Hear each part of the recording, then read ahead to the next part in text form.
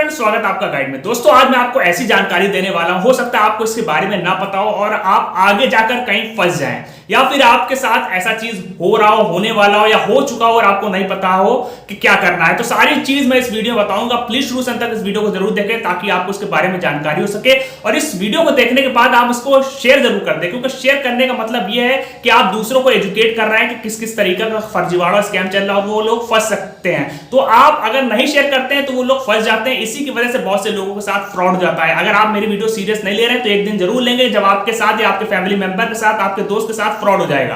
तो दोस्तों आज का जो टॉपिक है, आज का टॉपिक है ओला मनी पोस्टपेड वॉलेट स्कैम।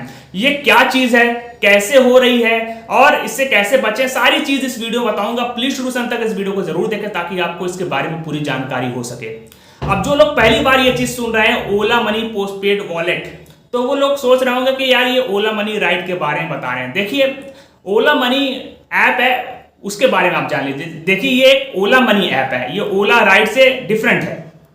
इसमें क्या होता है कि आपको इस ऐप को डाउनलोड करके इंस्टॉल करना पड़ता है और ये ऐप इस्तेमाल होता है, ये आपको देता है क्रेडिट लिमिट। यानी अगर आपके अकाउंट में पैसा नहीं है और अगर आपके ओला पोस्टपेड वॉलेट में पैसा है जो कि क्रेडिट लिमिट बढ़ा देता है ओला, तो आप कहीं भी ऑनलाइन पेमेंट ट्रांसफर कर सकते हैं या फिर ओला कैब जो राइड है उसका पेमेंट कर सकते हैं, कोई भी ऑनलाइन सर्विस का पेमेंट कर सकते हैं, किसी अदर ऐप में पेमेंट कर सकते हैं बिना कोई दिक्कत के और परेशानी के।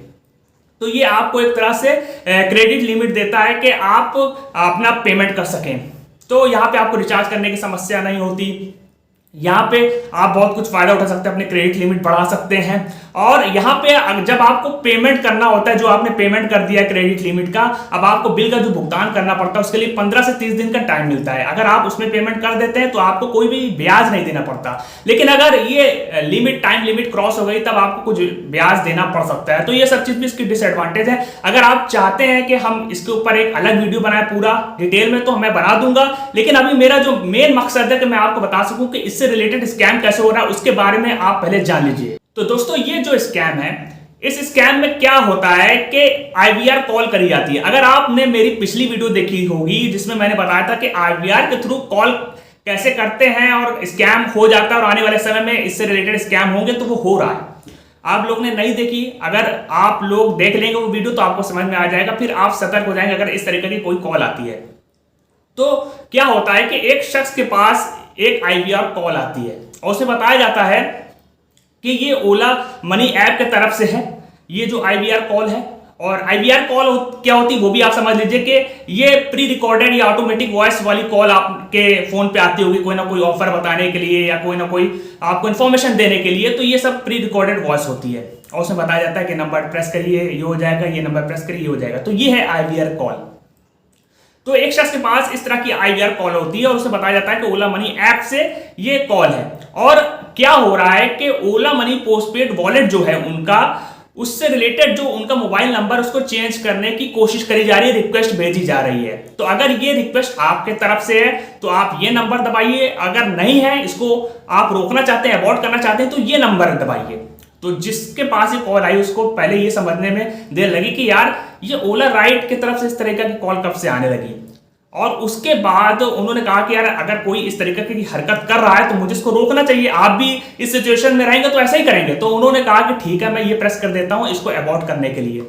उन्होंने जैसे ही वो बटन प्रेस किया जो भी कहा गया, उसके बाद क्या होता है कि एक ओटीपी आता है। उस ओटीपी को कहा जाता है कि आप इसको इंटर करिए। जैसे ही आप इंटर करते हैं उसके बाद वो बताते हैं कि ठीक है ये जो अटेम्प्ट करा गया था कॉल, जो कॉल करी गई थी जिस चीज के लिए कि भाई आपका नंबर चेंज किया जाए, वो अब रुक गई है, मतलब वो स्टॉप कर दिया गया वो रिक्वेस्ट, अब वो आगे चेंज नहीं होगा।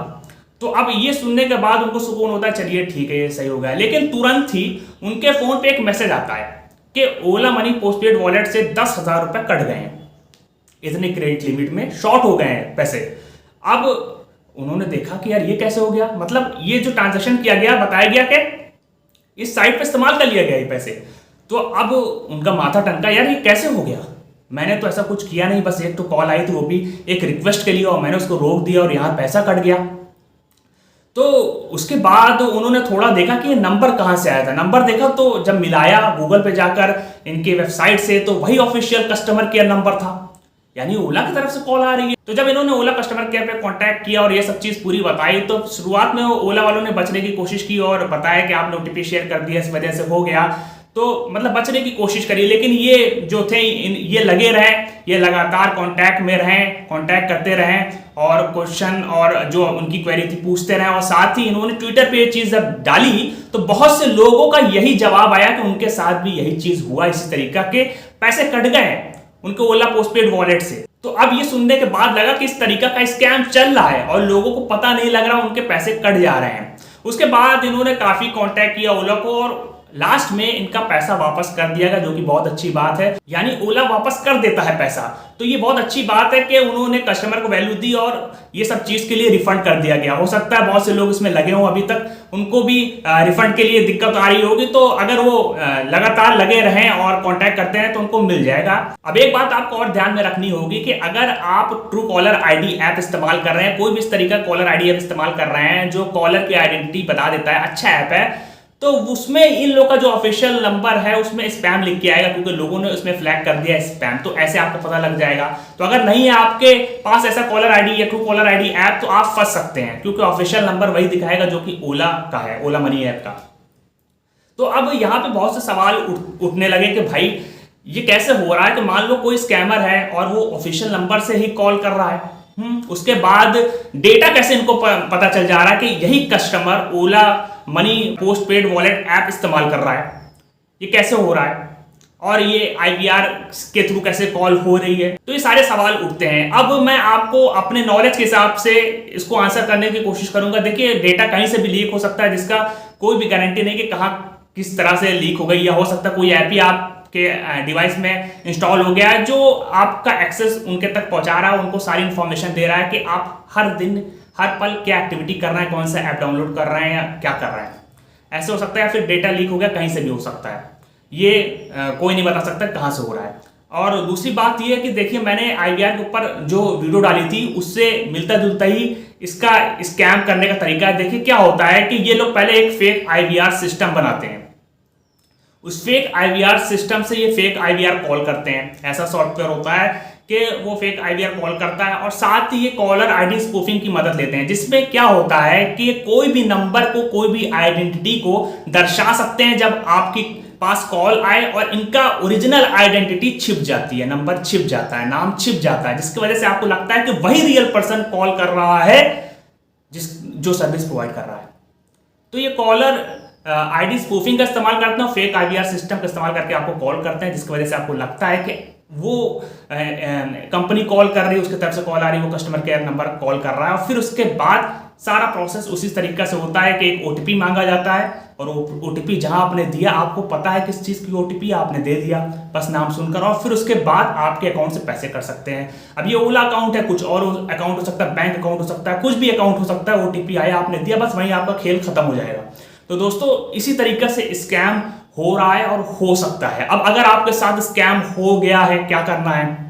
सबसे पहले आप सारे डॉक्यूमेंट्स को कलेक्ट कर लीजिए, किस टाइम हुआ, क्या कॉल थी, क्या नंबर था, सारी चीज, सारी इंफॉर्मेशन ले लीजिए, कलेक्ट कर लीजिए एक जगह पे। आप ओला मनी कस्टमर केयर पे आप कांटेक्ट करिए, उनको सारी चीज बताइए और रेगुलर आप टच में रहिए, और आप साइबर क्राइम कंप्लेन कर दीजिए। वहां पे जाकर आप पूरी चीज बताइए कि कैसे क्या हो रहा है, और आपको अपने रिव्यू भी डालने पड़ेंगे, ट्विटर पे भी डालिए, कई जगह पे डालिए, ताकि और लोगों को जानकारी हो सके। और इस वीडियो को भी शेयर करें, और कोई भी आईवीआर कॉल आए आपके पास, ओटीपी शेयर करने के लिए कहे, चाहे वो जो भी हो, कोई भी ऐप है, कोई भी कंपनी, कोई भी सर्विस प्रोवाइड कर रहा है, आपको कुछ नहीं करना है, कोई ओटीपी नहीं करना है, क्योंकि आईवीआर एक वन वे सिस्टम होता है कि आपको इन्फॉर्मेशन प्रोवाइड करने के लिए होती है, लेकिन ये लोग आपसे ले लेते हैं इन्फॉर्मेशन, तो ये लोग टू वे कर देते हैं। तो आप लोग समझ जाइए कि इस तरीके का कोई भी रिस्पॉन्स आपको नहीं करना है।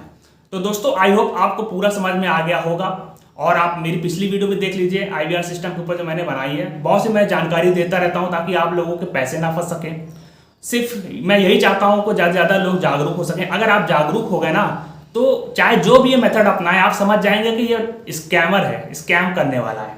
तो यही मैं आपको समझाना चाहता हूं। तो दोस्तों, इस वीडियो को ज़्यादा शेयर करें ताकि दूसरे लोगों तक पहुंचे, उनको जानकारी हो सके किस तरीका का स्कैम चल रहा है, कैसे कैसे स्कैम हो सकता है, क्या चीज़ है ये, उनको सब कुछ पता लग सके। और वीडियो अच्छी लगी तो उसको लाइक कर दें, अगर कुछ कहना चाहते हैं कमेंट करके बता दीजिए।